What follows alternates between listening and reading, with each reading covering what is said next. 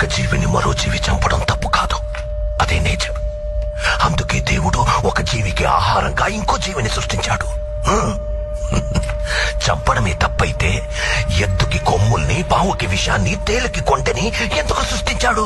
కానీ ఆ కొమ్ముల్ని, విషాన్ని మనుషులకి ఇవ్వలేదుగా.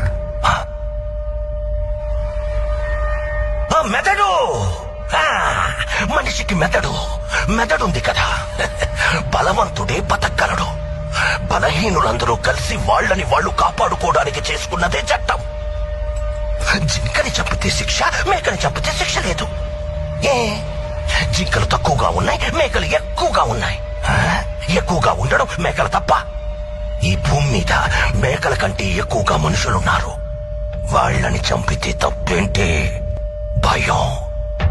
అది పుట్టించిందెవరు? మేము. కానీ భయం అంటే